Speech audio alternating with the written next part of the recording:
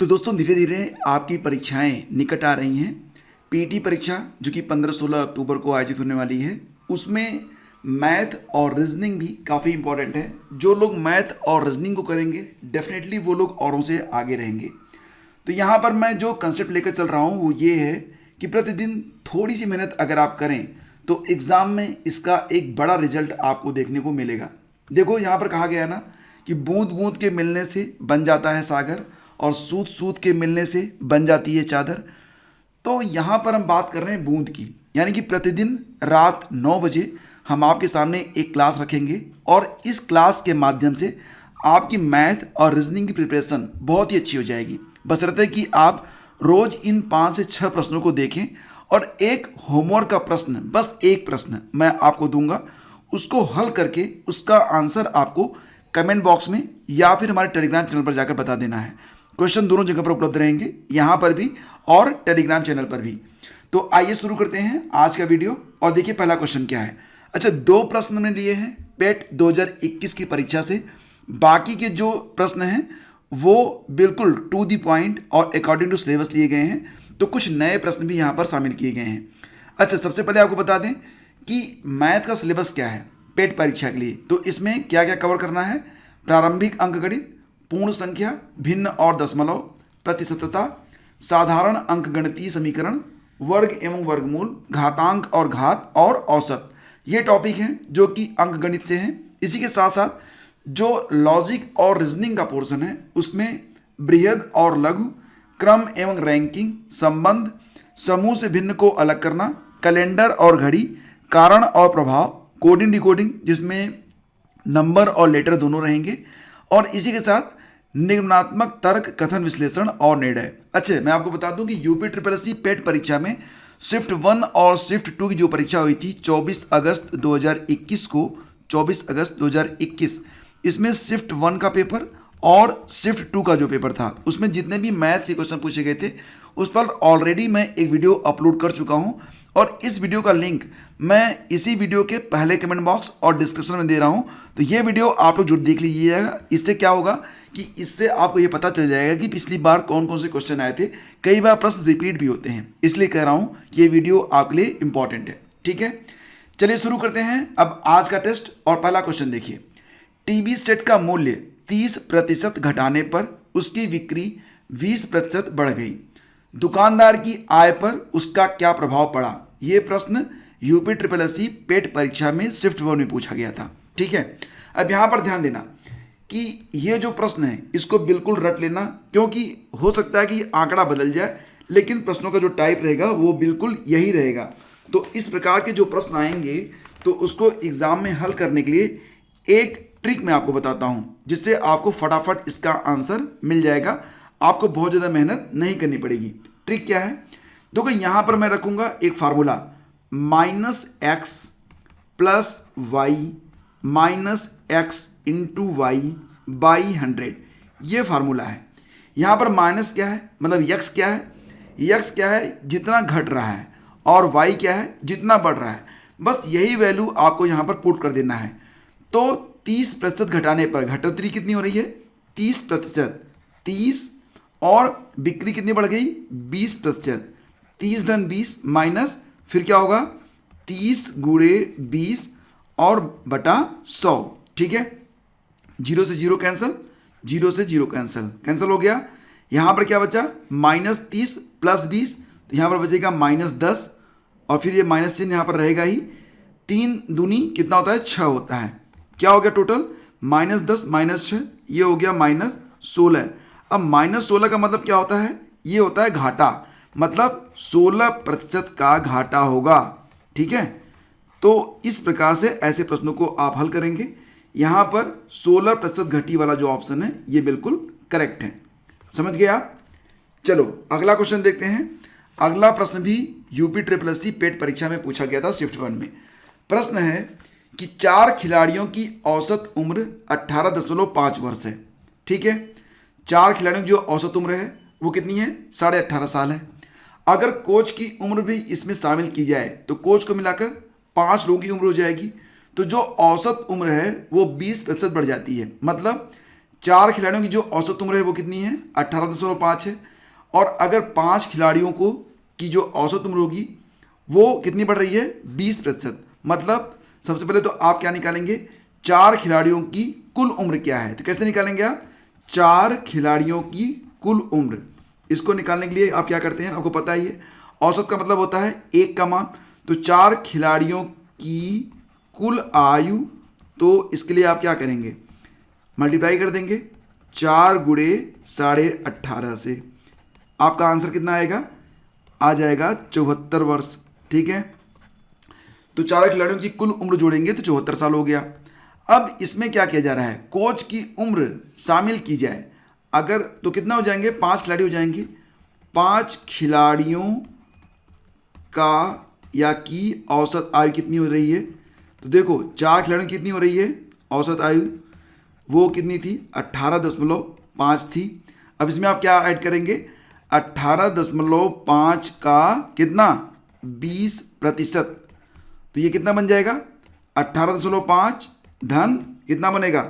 Total इसमें आ जाएगा आपका 22.2। ठीक है, ये औसत उम्र हो गई 5 खिलाड़ियों की। इसको आप हल कर लेना, आंसर इतना ही आएगा। तो इसके बाद आप क्या करेंगे? अब इसके बाद देखो 5 खिलाड़ियों की कुल उम्र पता करनी होगी, तो क्या करेंगे आप? 5 खिलाड़ियों की कुल आयु हम देखेंगे। तो 5 खिलाड़ियों की कुल आयु मतलब जो औसत है एक खिलाड़ी का वो कितना है? 22.2 साल गुणे 5। इसको आप जब हल करेंगे इसका उत्तर आ जाएगा 111। ठीक है, तो प्रश्न क्या है? कोच की उम्र, तो 5 खिलाड़ियों की जो कुल उम्र है कितनी है? 111।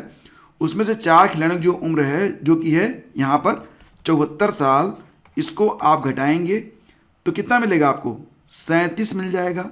37 वर्ष। 37 वर्ष क्या है?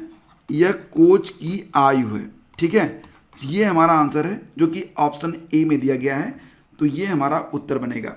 ठीक है, इसके बाद चलिए अगला क्वेश्चन देखते हैं। अगला क्वेश्चन है कि 1 से 29 तक की संख्याओं का औसत क्या होगा? अगर 1 से 29 तक की संख्याएं दी गई हों उनका औसत क्या होगा? देखो फ्रेंड्स, यहाँ पर औसत का मतलब क्या होगा? या तो आप ऐसे जोड़ो 1 धन 2 धन 3 धन 4 धन 5 धन शो ऑन, जोड़ते जोड़ते जोड़ते जोड़ते चले जाओ 29 तक, और फिर आप इस पूरी संख्या को डिवाइड करो 29 से। एक लंबा प्रोसेस है, 1 नंबर का सवाल है और आधा घंटा तो इसी में निकल गया।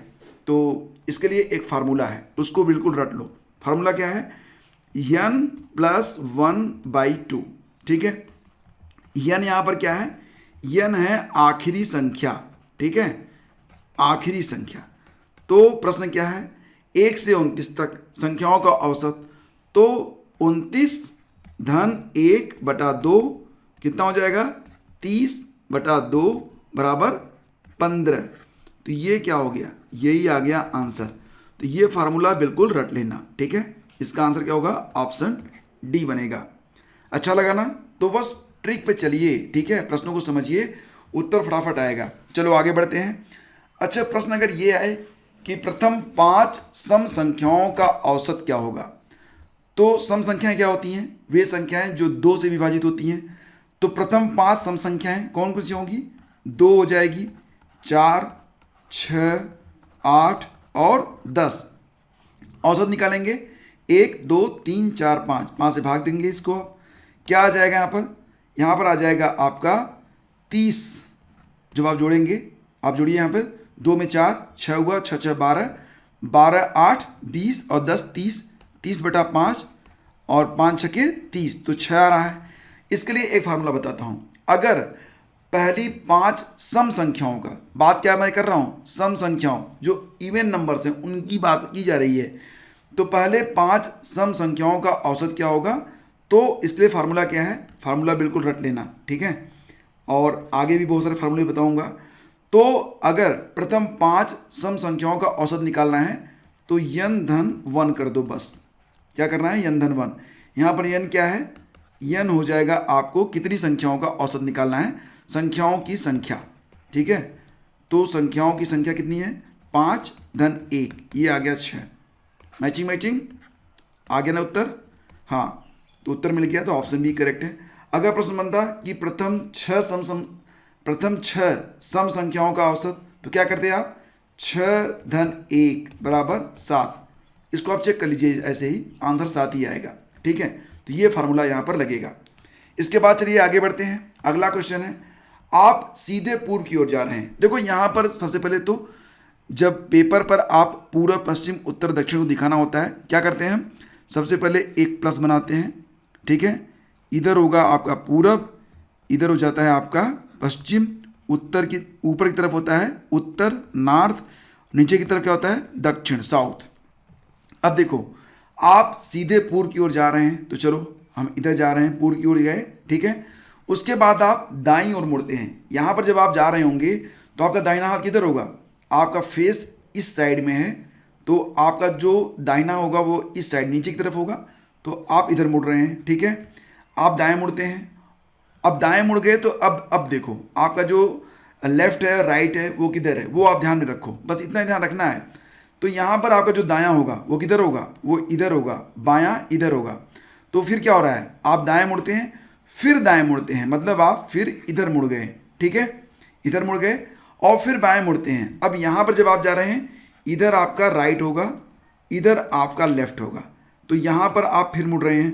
ठीक है, सीधा सीधा मुड़ेंगे भाई। चलो ये मुड़ गए हम। तो अब क्योंकि नीचे की तरफ क्या होता है, साउथ होता है, तो प्रश्न क्या है, यह बताइए कि अब आप किस दिशा की ओर जा रहे हैं। तो हम जा रहे हैं किधर, नीचे की तरफ। नीचे की तरफ कौन सी दिशा होती है, साउथ, दक्षिण होती है। तो ऑप्शन बी यहाँ पर आपका उत्तर मिल गया। समझ में आ गया ना। चलो अगला क्वेश्चन देखते हैं।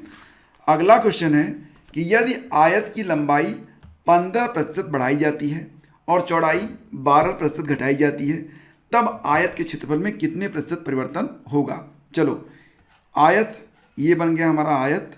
ठीक है, लंबाई L चौड़ाई B मूल रूप में हो गया, तो क्षेत्रफल कितना निकलेगा, मूल क्षेत्रफल कितना हो गया L डॉट B। ठीक है, नई लंबाई कितनी हो रही है, नई L, तो इसमें क्या हो रहा है 15% ये बढ़ाई जाती है, तो L धन L का 15%, ऐसे ही होगा ना। क्या करेंगे आप, L धन, अब देखो यहाँ पर पॉइंट लग जाएगा, 100 हट जाएगा क्योंकि जीरो है, भाग देंगे तो 0.15 हो जाएगा। क्या बनेगा 0 पॉइंट, यहाँ पर आप जीरो लगा भी सकते हैं, 0.15 L जोड़ लीजिए दोनों, एक के लिए 0.15 वाला, तो 1 प्लस 0.15 मतलब 1.15 L, ये हो गई नई लंबाई। इसी प्रकार से नई चौड़ाई देखते हैं, तो क्या होगा, उसमें 12% घटाई जा रही बात, तो B ऋण घट रहा है ना, तो ऋण B ऋण कितना हो रहा है 12% घट रहा है, 12/100 B, तो कितना हो जाएगा यहाँ पर 0.12, इसको हटाएंगे जब आप, तो क्या बनेगा B माइनस 0.12 B। तो एक में से जब आप 0.12 घटाएंगे, यहाँ पर 1 B होगा, यहाँ पर इसको हटाएंगे आप, क्या बनेगा 0.88 B। ये नई B हो गई, नई L हो गई, तो नया क्षेत्रफल क्या बनेगा, नया क्षेत्रफल ये यहाँ पर हो जाएगा आपका 1.15 L इंटू 0.88 B। ठीक है, इसको आप मल्टीप्लाई करेंगे, मल्टीप्लाई करने पे क्या आंसर बनेगा आपका 1.012 LB। ये हो गया आपका नया एरिया। प्रश्न क्या है कि आयत के क्षेत्रफल में कितने प्रतिशत परिवर्तन होगा, तो प्रतिशत परिवर्तन आपको निकालना है। कैसे निकालेंगे, नया क्षेत्रफल जो है कितना है 1.012 LB, पुराना कितना था LB, उसमें से घटा देंगे बटे LB मूल क्षेत्रफल इंटू 100। ठीक है, अब हम LB को यहाँ पर कॉमन ले लेते हैं, क्या बचेगा यहाँ पर LB कॉमन हो गया 1.012 minus 1 by LB into 100। LB से LB ये कैंसिल हो गया। अब यहाँ पर देखिए 0 पॉइंट, अब देखो 100 का मल्टीप्लाई भी हुआ ना, तो 0.012 में से 1 निकल गया, तो क्या बचा हमारा यहाँ पर 0.012 इंटू 100, ये 100 यहाँ से लिया गया।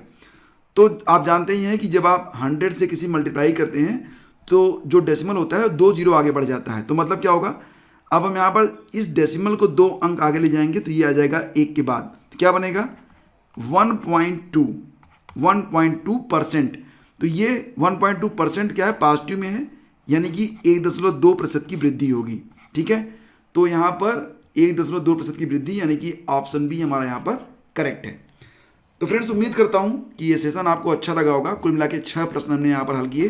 प्रतिदिन इसी प्रकार से हम प्रश्नों को हल करेंगे। अगर आप चाहते हैं कि कुछ नए टॉपिक या कुछ प्रश्न आपके पास हैं या कुछ भी, तो आप कमेंट कीजिएगा। मैं उसी के मुताबिक आप लोगों के सामने जो ये सेशन है लेके आगे बढ़ूंगा। और आपके लिए आज का एक जो होमवर्क है, होमवर्क क्या है, 555 का, देखो इसको हल कैसे करेंगे मैं बता देता हूँ, हल आपको करना है। 555 का मतलब गुणा, 555 का 5/12 का 2/7 का 3/5 बराबर कितना।